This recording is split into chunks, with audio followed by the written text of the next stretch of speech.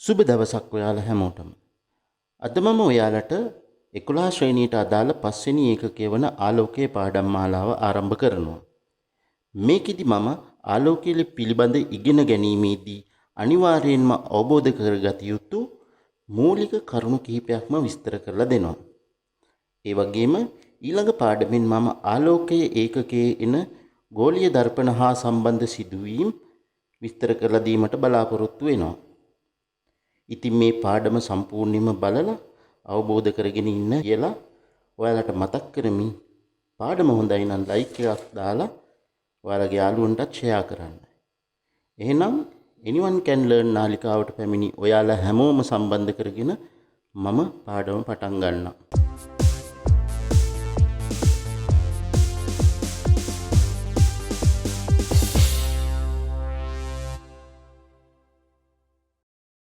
මම මේ පාඩමේදී ඔයාලට කතා කරනවා කිව්වේ ආලෝකයේ සම්බන්ධයෙන් දැනගත යුතු මූලික කරුණු ටික.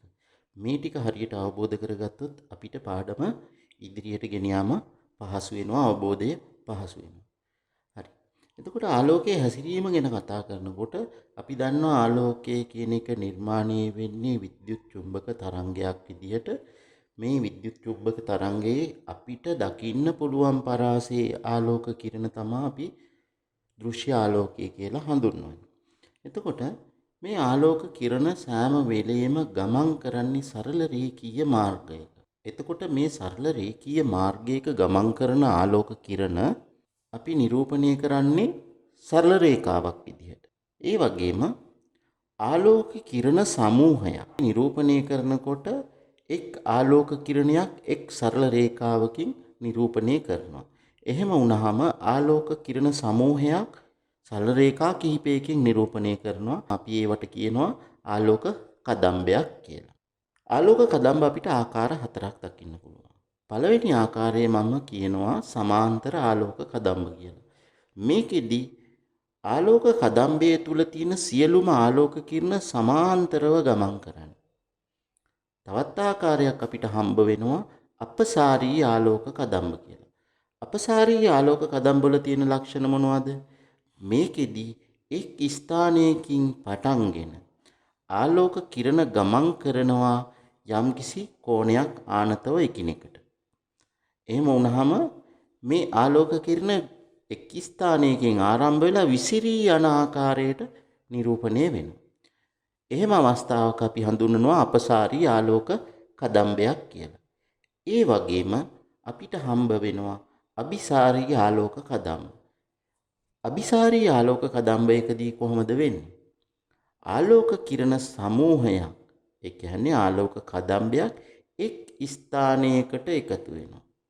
මෙන්න මේ ස්ථානය බලන්න. මෙතනින් පැමිණෙන ආලෝක කිරණ සියල්ලම මේ ස්ථානයේදී එකතු වෙලා ඒ ස්ථානයේ ඊට පස්සේ එකතු වීමෙන් පස්සේ නැවත විසිරී යනවා. නමුත් මේ එන සෑම ආලෝක කිරණයක්ම සරල රේඛීය මාර්ගයක තමයි ගමන් කරන්නේ. අනෙක් ආකාරය අපිට හම්බ වෙන්නේ එකිනෙකට කිසිම සම්බන්ධතාවයක් නැති ආලෝක කිරණ සමූහයක් විදියට. ඒ කියන්නේ ඒක සමාන්තරත් නැහැ, අපසාරීත් නැහැ, අபிසාරීත් නැහැ. ආලෝක කිරණ එක් එක් දිශාවන් වලට ගමන් කරනවා. එහෙම ආලෝක කදම්බයක් අපි හඳුන්වනවා විසාරී ආලෝක කදම්බයක් කියලා. දැන් අපි කතා කරමු ආලෝක පරාවර්තනය ගැන.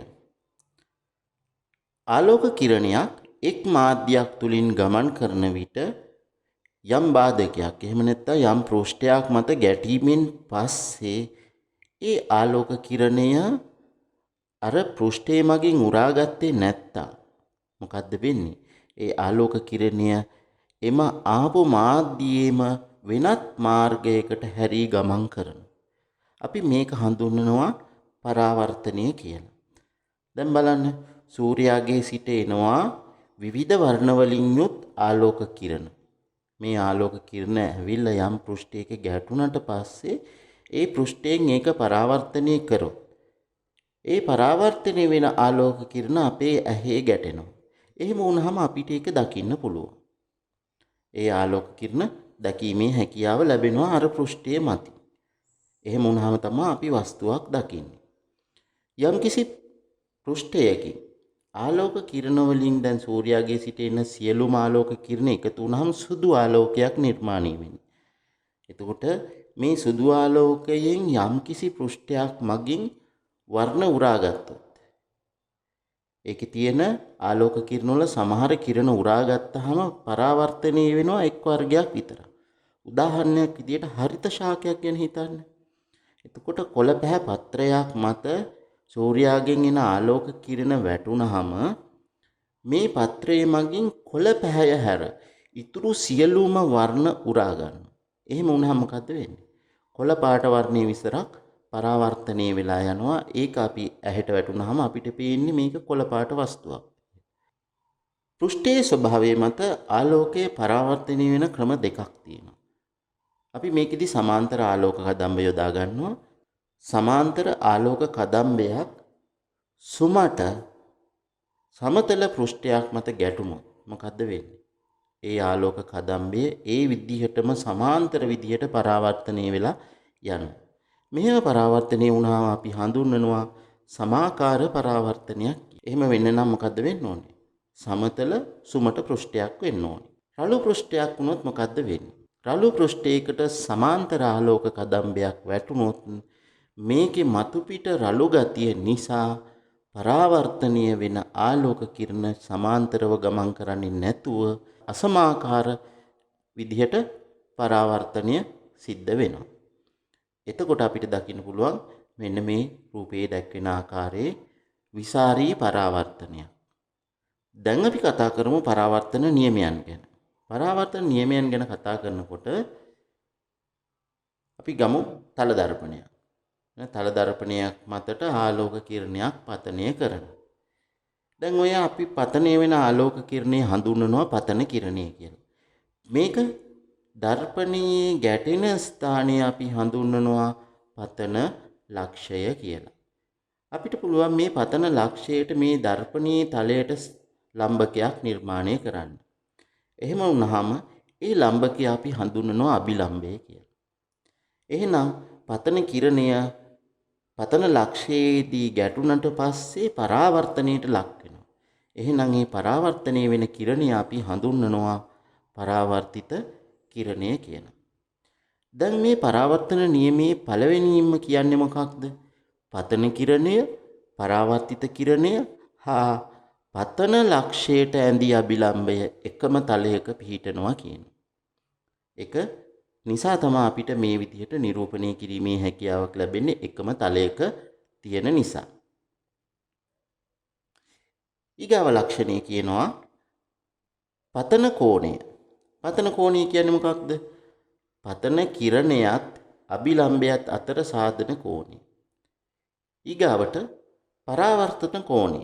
පරාවර්තන කෝණය කියලා කියන්නේ අභිලම්බයත් පරාවර්තිත කිරණයත් අතර සාධන කෝණය. මේ දෙක සමාන වෙනවලු. ඒ අනුව අපිට ප්‍රකාශ කරන්න පුළුවන් පරාවර්තන නියමයේ කොටස් දෙකකින් පතන කිරණය, පරාවර්තිත කිරණය හා පතන ලක්ෂයට ඇති අභිලම්බය එකම තලයක පිහිටනවා. දෙවෙනි එක පතන කෝණයත් පරාවර්තන කෝණයත් එකිනෙකට සමාන වෙනවා.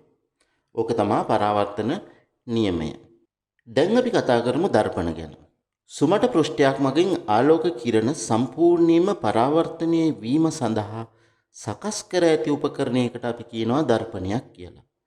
මේක වීදුරු තහඩුවක් මත රසදිය ආලේප කරලා සකස් කර ගන්න පුළුවන්. එහෙම නැත්නම් ලෝහ පෘෂ්ඨයක් අරගෙන සුමට කරලා දීප්තිමත් විදිහට සකස් කරන්න පුළුවන්. පරාවර්තන පෘෂ්ඨයේ හැඩය මත දර්පණ වර්ග ප්‍රධාන කාණ්ඩ දෙකකට අපි වෙන් කරනවා. එතකොට මම අද පාඩමේදී ඔයාලට කියලා දෙන්නේ මේ තල දර්පණ කියන වර්ගය ගැන. ඒකෙදි මොකද්ද වෙන්නේ? ඒකෙදි දර්පණය නිර්මාණය කරලා තියෙන්නේ සුමට තලයක් භාවිතා කරලා. තවත් ආකාරයක් තියෙනවා වක්‍ර දර්පණ ගැන. මේවට ගෝලීය දර්පණ කියලාත් කියනවා. ඒකට හේතුව මේක අපි ගත්තොත් එහෙම බෝලයක් ගන්නවා කියලා හිතන්න. මේ බෝලයෙන් පෙත්තක් කපලා ගන්නවා. කපලා ගත්තාම මොකද්ද ඒ පෙත්තේ ස්වභාවය? මතු පිටින් බැලුවහම වක්‍රාකාර පෙනුමක් තියෙනවා. නමුත් එක් පැත්තක් ඇතුළට වක් වෙලා තියෙනවා. තවත් පැත්තකින් බැලුවොත් එහෙම පිට පැත්තට වක් වෙලා තියෙනවා. එතකොට මේක අනුව වක්‍ර දර්පණ නිර්මාණය කරනවා පරාවර්තන පෘෂ්ඨය අභ්‍යන්තර පෘෂ්ඨයේද බාහිර පෘෂ්ඨයේද කියන එක මත. බාහිර පෘෂ්ඨයේ පරාවර්තන පෘෂ්ඨයේ විදිහට ගන්නවා නම් අපි ඒව හඳුන්වනවා උත්තල දර්පණ කියලා. ඒ වගේම පරාවර්තන පෘෂ්ඨය අභ්‍යන්තරයේ පිහිටන පෘෂ්ඨය නම් අපි එහෙම දර්පණ හඳුන්වනවා අවතල දර්පණ කියලා. මේකෙදී ආලෝකයේ හැසිරෙන ආකාර දෙකක්. බලන්න තල දර්පණයකදී සමාන්තර ආලෝක කදම්බයක් එකට පතනය වුණාම සමාන්තර විදිහටම ගමන් කරනවා. උත්තල දර්පණයකට සමාන්තර ආලෝක කිරණයක් පතනය වුණාම ඒකෙදී අපසාරී විදිහට පරාවර්තනය සිද්ධ වෙනවා. නමුත් බලන්න අවතල දර්පණයකට සමාන්තර ආලෝක කදම්බයක් ලැබුණාම මොකද වෙන්නේ? ඒකෙදී ඒ ආලෝක කිරණ සමූහයම එක ස්ථානයකට එකතු වෙන විදිහට අபிසාරී වෙලා තමයි පරාවර්තනය වෙන්නේ. මම දැන් ඔයාලට විස්තර කරලා දෙනවා දර්පණ මගින් ඇති කරන ප්‍රතිබිම්බවල ලක්ෂණ අපි බලමු. දර්පණයකින් හැදෙන ප්‍රතිබිම්බ වලට පවතින්න පුළුවන් ලක්ෂණ හතරක් තියෙනවා. පළවෙනි ලක්ෂණය තිරයකට ගන්න පුළුවන්ද බැරිද කියන එක. හැදෙන ප්‍රතිබිම්බයේ තිරයකට ගැනීමේ හැකියාව මත ප්‍රතිබිම්බ ආකාර දෙකක් ගොඩනගෙනවා. තාත්වික ප්‍රතිබිම්බ සහ අතාත්වික ප්‍රතිබිම්බ. තාත්වික ප්‍රතිබිම්බ කියන්නේ තිරයකට ගන්න පුළුවන් කියන එක. මම මේ ගැන වැඩි විස්තර ඊගාවට කතා කරනවා. බලමු ප්‍රතිබිම්බ ගැන කතා කරන දෙවෙනි ලක්ෂණය ගත්තොත් එහෙම ප්‍රතිබිම්බයේ ස්වභාවය. වස්තුව උඩුකුරු විදිහට රඳවලා ප්‍රතිබිම්බය බලුවහම ප්‍රතිබිම්බයේ උඩුකුරු විදිහට ලැබෙන ප්‍රතිබිම්බ තියෙනවා. සමහර දර්පණවලදී යටිකුරු ප්‍රතිබිම්බයක් අපිට දකින්න පුළුවන්. තවත් දර්පණයකදී පාර්ශවික අපවර්තනය, ඒ කියන්නේ වම දකුණ මාරු වෙලා පේන අවස්ථාවක් තියෙනවා. එතකොට ප්‍රතිබිම්බයේ ස්වභාවයේ අවස්ථා තුනකින් අපි විස්තර කරනවා. ඒ වගේම තුන්වෙනි අවස්ථාව විදිහට අපිට කියන්න පුළුවන් ප්‍රතිබිම්බයේ ප්‍රමාණය. මේක අපිට ආකාර තුනකට හම්බ වෙනවා දරුවෝ. වස්තුවට වඩා විශාල විදිහට හම්බ වෙන්න පුළුවන්. වස්තුවට සමාන විදිහට හම්බ වෙන්න පුළුවන්. ඒ වගේම වස්තුවට වඩා කුඩා ප්‍රතිබිම්බ නිර්මාණය වෙන්න පුළුවන්. හතරවෙනි ලක්ෂණය ප්‍රතිබිම්බය පිහිටන්නේ කොහෙද කියන එක. ප්‍රතිබිම්බයේ පිහිටීම අනුව ආකාර දෙකක් අපිට හම්බ වෙනවා. එකක් සමහර දර්පණ වලින් ප්‍රතිබිම්බයේ දර්පණයට පිටුපසින් නිර්මාණය කරනවා. සමහර දර්පණවලදී ප්‍රතිබිම්බය දර්පණයට ඉදිරියෙන් නිර්මාණය කරනවා. දර්පණයට පිටුපසින් ප්‍රතිබිම්බයක් නිර්මාණය කරනවා නම් අපිට මේ ප්‍රතිබිම්බේ දකින්න පුළුවන් දර්පණයේ තුලින් පමණයි. මොකද දර්පණයට පිටුපසින් තිරයක් තිබ්බා කියලා ඒකට ආලෝක කිරණ ගමන් කරලා ප්‍රතිබිම්බයක් නිර්මාණය වෙන්නේ නැහැ. ඒක නිසා අපි හොඳින් මතක තබාගත යුතු කරුණක් තමයි දර්පණයට පිටුපසින් ප්‍රතිබිම්බයක් නිර්මාණය වෙනවා නම් ඒ සෑම ප්‍රතිබිම්බයක්ම අතාත්විකයි. තිරයකට ගන්න බෑ. හරි. අනෙක් ආකාරයේ දර්පණයට ඉදිරියෙන් නිර්මාණය වෙන ප්‍රතිබිම්බ. දර්පණයට ඉදිරියෙන් නිර්මාණය වෙන ප්‍රතිබිම්බ සමහර ඒවා අපිට තිරයකට ගැනීමේ හැකියාවක් තියෙනවා.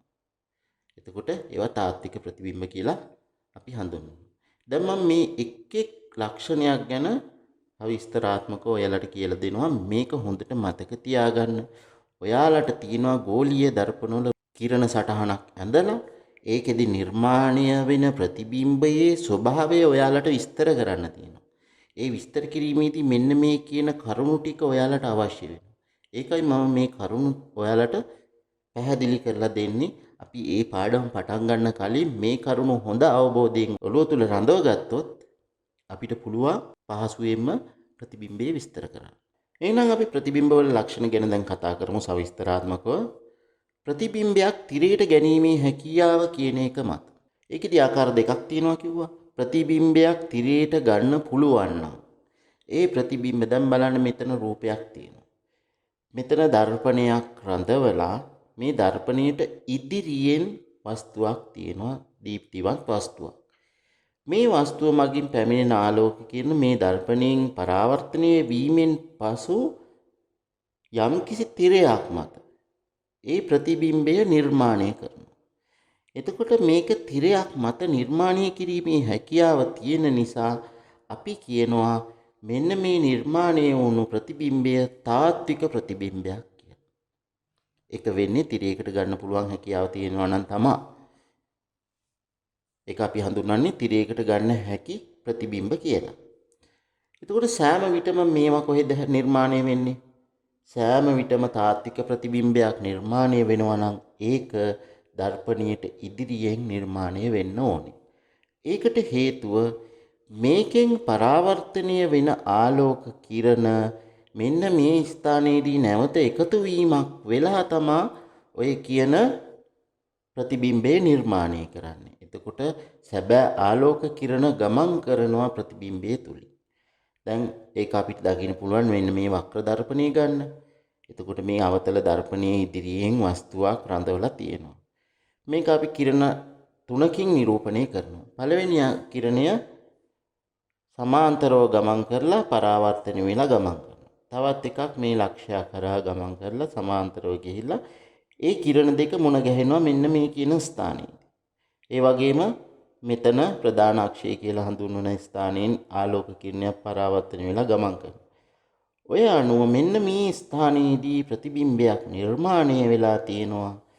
ඒ නිර්මාණය වෙච්ච ප්‍රතිබිම්බය අපි තිරයක් ඔය ස්ථානයේ රැඳෙව්වොත් ඒ තිරේ මත නිරූපණය කරනවා. එහෙනම් මේ ස්ථානය තුලින් මොකද වෙලා තියෙන්නේ?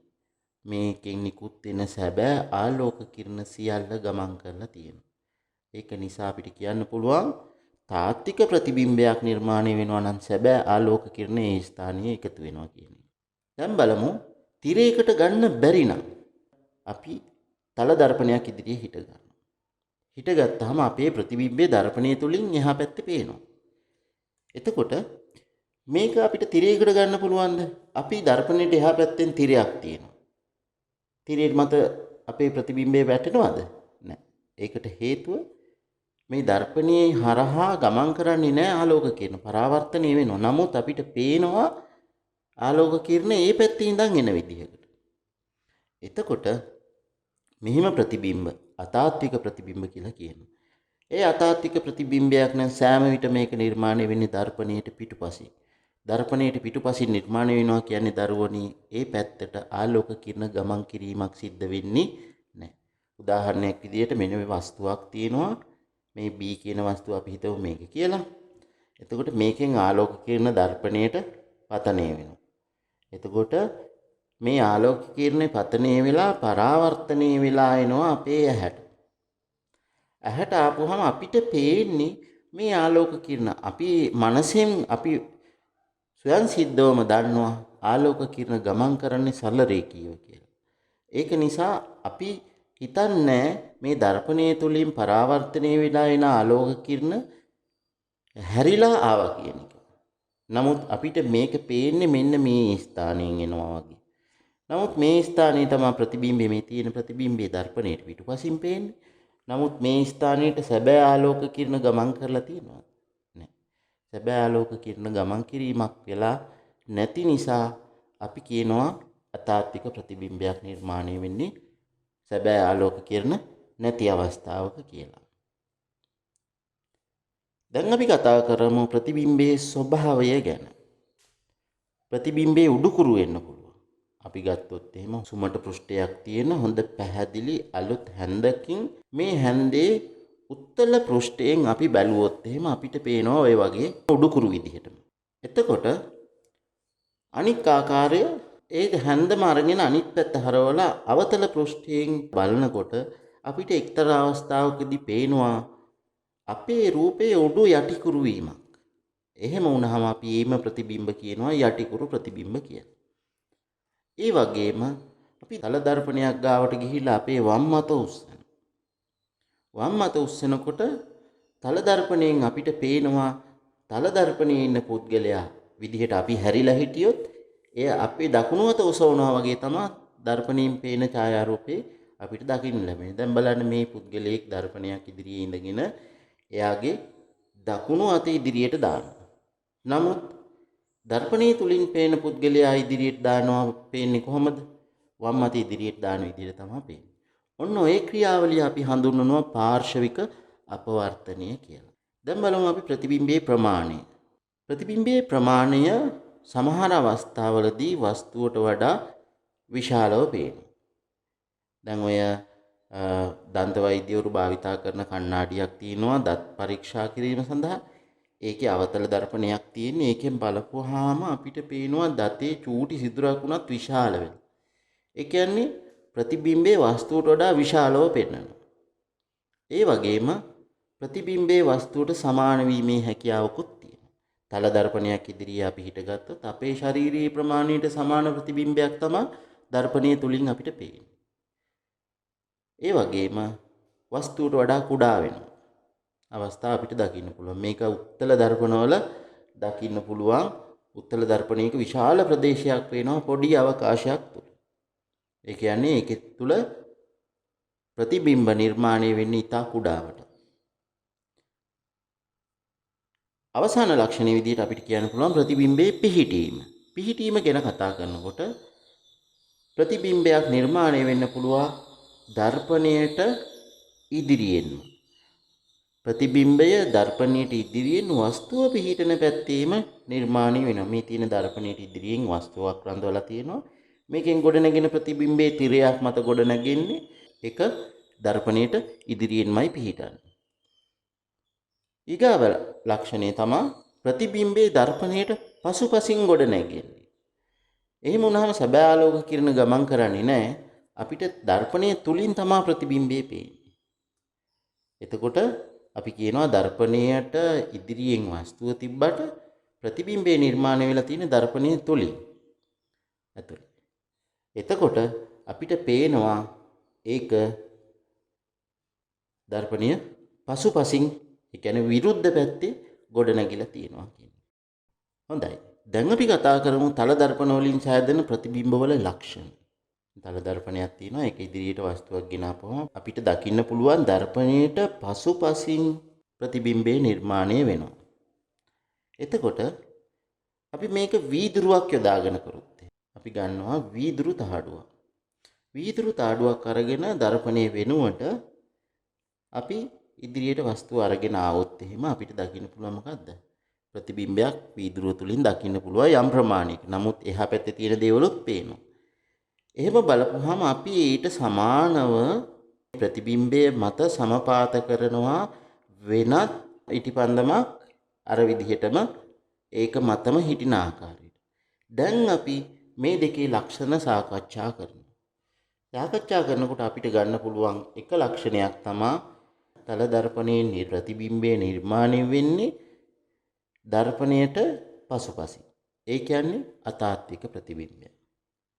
ඒ වගේම මේ ප්‍රතිබිම්බයේ උඩුකුරු විදිහටම පවතිනවා. අනෙක් ලක්ෂණය අපිට කියන්න පුළුවන් ප්‍රතිබිම්බයේ ප්‍රමාණය වස්තුවේ ප්‍රමාණයට සමාන වෙනවා.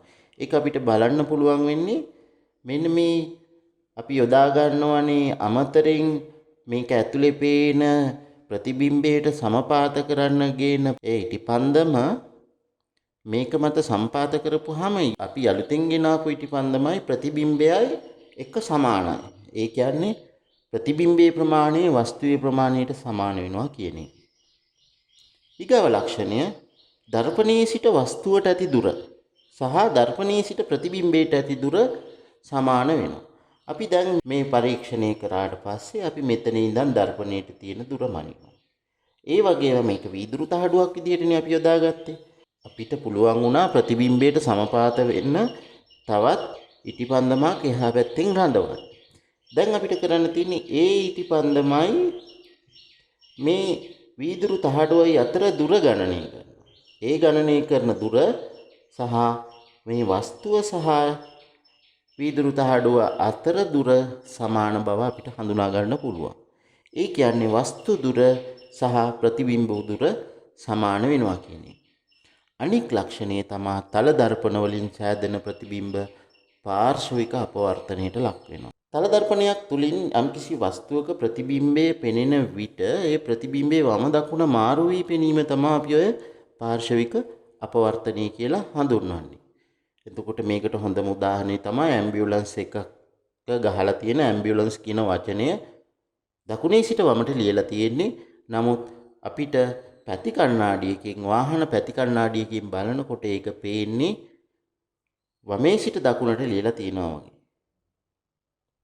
ඒ කියන්නේ නිවැරදි ආකාරයට අපිට දකින්න පුළුවන් වෙනවා. දැන් අපි කතා කරමු තල දර්පණ වලින් නිර්මාණය වෙන බහු ප්‍රතිබිම්බ ගැන. මොකද්ද බහු ප්‍රතිබිම්බ කියන්නේ?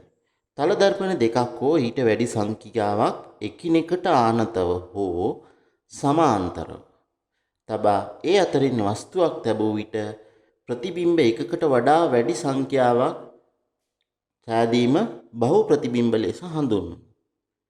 මේක අපිට දකින්න පුළුවන් දර්පණ දෙකක් තුලිනුත් දකින්න පුළුවන්. එතකොට එක් දර්පණයකිනුත් ප්‍රතිබිම්බයක් හැදෙනවා අනිත් දර්පණයකිනුත් ප්‍රතිබිම්බයක් හැදෙනවා. ඊට අමතරව මේ එක් දර්පණයක හැදෙන ප්‍රතිබිම්බය අනිත් දර්පණයෙන් තවත් වස්තුවක් විදිහට සලකලා ප්‍රතිබිම්බ නිර්මාණය වීමකුත් වෙන අවස්ථා තියෙනවා. ඒ අනුව අපිට මෙන්න මේ විදිහට කතා කරන්න පුළුවන් තල දර්පණ දෙකක් එකිනෙකට මුහුණලා තැබූ විට එම දර්පණ දෙක අතර කෝණය මත සෑදෙන ප්‍රතිබිම්බ ගණන තීරණය වෙනවලු. කොහොමද තීරණය වෙන්නේ? ඒකට මෙන්න මේ විදිහේ සමීකරණයක් ගොඩනගලා තියෙනවා. ප්‍රතිබිම්බ ගණන කොච්චර ප්‍රතිබිම්බ ගණනක් හැදෙනවද කියන එක සමාන වෙනවා අංශක 360 බෙදන්න ඕනේ මේ තල දර්පණ දෙක අතර කෝණය. එතකොට යම්කිසි අගයක් ලැබෙනවා. ඒ ලැබෙන අගයෙන් එකක් අඩු කරන්න ඕනේ.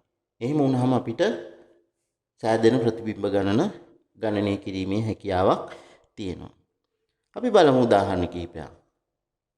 දර්පණ අතර කෝණය සහ ප්‍රතිබිම්බ ගණන ගැන අපි කතා කරන්න යන්නේ. මම වගුවක් විදිහට මේක සකස් කරනවා. එතකොට දැන් ඔයාලට මේක සටහනක් විදිහට දාගන්නවා නම් මේ වගුව පහළට අගයන් ටික දාගෙන යන්න පුළුවන්. මම එකින් එකට පෙන්වන්නම්. දැන් බලන්න අංශක 30ක අවස්ථාව. දර්පණ දෙක අතර කෝණය අංශක 30යි නම් සුළු කිරීම වෙන්නේ කොහොමද? අංශක 360 බෙදීම 30 අඩු කිරීම 1. අංශක 360 30න් බෙදපුවම 12ක් වෙනවනේ. 12න් එකක් අඩු කරපුවාම පිළිතුර 11යි. බලමු ප්‍රතිබිම්බ 11ක් නිර්මාණය වෙලා තියෙනවද කියලා. දැන් මේ දර්පණ දෙක අතර කෝණය අංශක 30යි. වස්තුවක් රඳවලා තියෙනවා. දැන් මේ වස්තුව මගින් නිර්මාණය වෙන ප්‍රතිබිම්බ ගණන ඔයාලට පුළුවන් නම් තල දර්පණ දෙකක් අංශක 30ක කෝණයකට තියලා ওই විදිහට වස්තුවක් තියලා බලන්න. මේ පේන ඇන්ගල් එකටම බලන්න. එතකොට ඔයාලට දැක ගන්න පුළුවන් හරියටම ඔන්න ওই විදිහට ප්‍රතිබිම්බ 11ක් නිර්මාණය වෙලා තියෙනවා. 1යි 2යි 3යි 4යි 5යි 6යි 7යි 8යි 9යි 10යි 11යි කියලා. ওই විදිහට අපිට දකින්න පුළුවන්. තව උදාහරණයක් බලමු අංශක 45ක්. අංශක 45 අවස්ථාවේදී කොහොමද තියෙන්නේ? අංශක 45ක් අවස්ථාවේදී 345න් බෙදෙනවා. 345න් බෙදපුවම 8ක් ලැබෙනවා පිළිතුර. ඒකෙන් එකක් අඩු කරපුවම 7යි. බලන්න. අංශක 45ක් කෝණයකදී 1යි 2යි 3යි 4යි 5යි 6යි 7ක් ප්‍රතිබිම්බ නිර්මාණය වෙලා තියෙනවා. දැන් බලමු අපි අංශක 60ක් අවස්ථාව. අංශක 60ක් අවස්ථාවේදී බලන්න 360න් බෙදපුවාම කීයද පිළිතුර 6යි. 6න් එකක් අඩු කරපුවාම 5යි. ප්‍රතිබිම්බ 5ක් නිර්මාණය වෙලා තියෙනවා 1යි 2යි 3යි 4යි 5යි. අංශක 60 අවස්ථාව. අංශක 90 අවස්ථාව බලමු. අංශක 90 අවස්ථාවේදී මොකද්ද වෙන්නේ? 390න් බෙදපුවාම 4යි පිළිතුර. එකෙන් එකක් අඩු කරපුවාම 3යි. ප්‍රතිබිම්බ 3ක් නිර්මාණය වෙලා තියෙනවා. දැන් බලමු අංශක 120 අවස්ථාව. අංශක 120 අවස්ථාවේදී 360 120න් බෙදෙනවා. එතකොට අපිට ලැබෙනවා පිළිතුර 3යි කියලා. ඒකෙන් එකක් අඩු කරපුවාම 2ක් ලැබෙනවා. බලන්න ඔන්න ඔය විදිහට අංශක 120 අවස්ථාවේදී අපිට ප්‍රතිබිම්බ දෙකක් දකින්න පුළුවන්. අංශක 180 අවස්ථාව. 180 අවස්ථාවේදී අපි බෙදනවා කීයෙන්ද? 360 180න් බෙදනවා. එතකොට පිළිතුර 2යි. ඒකෙන් එකක් අඩු කරපුවාම සෑදෙන ප්‍රතිබිම්බ ගණන අපිට ලැබෙනවා. දර්පණ දෙක අතර කෝණය 180යි කියන්නේ සරල රේඛීයයි. එතකොට එක ප්‍රතිබිම්බයයි අපිට දැකගත හැකි වන්නේ. ඒ වගේම කෝණ දෙක දර්පණ දෙක අතර කෝණය අංශක බිඳුවක්. ඒ කියන්නේ දර්පණ දෙක එකිනෙකට සමාන්තරව රැඳවුවොත් ප්‍රතිබිම්බ ගණන කීයද? අනන්තයක් නිර්මාණය වෙනවා. මේක අපිට දකින්න පුළුවන්. දැන් මේ වීදුරු තහඩු දෙකක් මැද බල්බ් වැලක් දැල්වලා තියෙනවා. දැන් මේ වීදුරු තහඩු දෙකක් මැද බල්බ් වැලක් දැල්වලා තියෙනවා. බලන්න එක් දර්පණයකින් හැදෙන ප්‍රතිබිම්බයේ අනික් වීදුරු තහඩුවෙන් පරාවර්තනය වෙලා තවත් ප්‍රතිබිම්බයක් නිර්මාණය කරනවා. ওই විදිහට එකින් එකට ඉතා විශාල සංඛ්‍යාවක් දෙපසට නිර්මාණය වෙනවා ප්‍රතිබිම්බ. එතකොට ওই විදිහට අනන්ත සංඛ්‍යාවක් අපිට ප්‍රතිබිම්බ දකින්න පුළුවන්. මේක අපි බොහෝ වෙලාවට සැලෝන් වල එහෙම දකින්න පුළුවන්. සැලෝන් එකේ ඉස්සරහා දර්පණයක් තියෙනවා, පිටුපස දර්පණයක් තියෙනවා. ওই දෙක අතරට අපි ගියාම අපේ ප්‍රතිබිම්බ අනන්ත සංඛ්‍යාවක් මේ දර්පණ දෙක තුල දකින්න පුළුවන්. අද පාඩමේ අවසානයේ වශයෙන් අපි පරාවර්තනයේ යෙදීම් ගැන කතා කරමු. රූපලාවන්‍ය කටයුතු සඳහා අපි භාවිතා කරනවා. අපි දර්පණයක් භාවිතා කරනවානේ අපේ මූණ බලන්න. නේද? ඊගාවට පැති කණ්ණාඩි වලට භාවිතා කරනවා. සයිඩ් කණ්ණාඩි කියලා හඳුන්වන වාහනවල පිටුපසින් එන වස්තුන්ගේ ප්‍රතිබිම්බ බලා ගැනීම සඳහා භාවිතා කරනවා. ඒ වගේම දෘෂ්ටි මායාවන් නැති කිරීම සඳහා භාවිතා කරනවා. එතකොට දර්පණයකින් පිටුපස තියෙන දේවල් පෙන්වනවා. හැබැයි මේ දර්පණයේ ඉදිරියේ තියෙන දේකින් තමයි මේ පිටුපස තියෙන දේ පෙන්වන්නේ. මේක දෘෂ්ටි මායාවන් නැති කිරීම කියලා අපි සඳහන් කරනවා. ඒ වගේම මාර්ග අනතුරු අවම කර ගැනීම සඳහා විශාල වංගුවල අවදානම් වංගුවලදී මේ වගේ සුමට කළ තහඩු උත්තල දර්පණයක් භාවිතා කරලා තිනවා පරාවර්තනය සඳහා. එතකොට ඒකෙන් දෙපසින්ම එන අයට පේනවා මේ වංගුව තුලදී වාහනයක් එනවද නැද්ද කියන එක. ඒක අනතුරු අවම කර ගැනීම සඳහා භාවිතා කරන ක්‍රමයක්. ලංකාවේදී නම් 18 වංගුවේදී අපිට දකින්න පුළුවන් සෑම වංගුවකම මෙවැනි දර්පණ සවි කරලා තියෙනවා මයංගනීය මාර්ගයේ. ඊගාවට සබ්මැරීන් එක පරීක්ෂකය කියන උපකරණයක් තියෙනවා. මේ පරීක්ෂකය කියන උපකරණේ සකස් කරලා තියෙන්නේ සබ්මැරීන් එක ජලයේ මතු පිටට එන්නේ නැතුව පරීක්ෂකයෙන් දර්පණයක් විතරක් අරගෙන ඉහළට අරගෙන ඒකෙන් ජලතලයේ මතු පිට තියෙන දේවල් නිරීක්ෂණය කිරීම සඳහා. එතකොට අපි හිතමු නැවක් ගමන් කරනවා කියලා මේ ආසන්නයේ. එතකොට මේ නැවට මේක පේන්නේ එකපාරටම. නමුත් මෙයාට නැව බලා ගැනීමේ හැකියාව තියෙනවා පරීක්ෂකයේ කියන උපකරණේ. දැන් මේ තියෙන පුද්ගලයා බලන්න මේ පරීක්ෂකයක් භාවිතා කරනවා. මේකෙදී එන ආලෝක කිරණ මෙතනින් පරාවර්තනය කරලා මේ බටේ දිගේ ඇවිල්ලා මෙතනදී පරාවර්තනය කරලා හැට ගමන් කරනවා. එතකොට මෙයාට මෙන්න මේ පිහිටුමේදී එන ආලෝක කිරණ තමයි දැක ගන්න ලැබෙන්නේ මේ ස්ථානයේ කෙනෙක්. එතකොට ඕක භාවිතා කරන ඔය ක්‍රමයේ භාවිතා කරනවා සබ්මැරීන් එකක් ජලයේ මතු පිටට එන්නේ නැතුව ආලෝකය මෙහෙන් ගමන් කරලා මේක තුලට ගමන් කරලා ඇතුළේ ඉන්න අයට ඒක නිරීක්ෂණය කිරීමේ හැකියාව තියෙනවා. හොඳයි. එහෙනම් අද දවසට පරාවර්තනයේ පිළිබඳ මූලික સિદ્ધාන්ත මම මෙතනින් අවසන් කරනවා. ඊගාව දවසේ මම ඔයාලට අරගෙන එනවා ගෝලීය දර්පණ සම්බන්ධයෙන් වැදගත් වෙන කිරණ සටහන් හැඳීම සහ ඒ ප්‍රතිබිම්බවල ලක්ෂණ පිළිබඳව ඔයාලා විභාගයේදී දැනගත යුතු කරුණු අන්තර්ගත කරලා පාඩමක් මම අරගෙන එනවා. හරි. තාමත් මගේ නාලිකාව subscribe කරලා නැත්නම් ඒකත් subscribe කරලා bell icon එකත් click කරලා පාඩම හොඳයි නම් like එකකුත් දාලා යාළුවන්ටත් share කරලා සූදානම් වෙලා ඉන්න. මම ඊළඟ පාඩමෙන් ඔයාලා නැවත හමු වෙන්නම්. ඔබට සුබ දවසක්.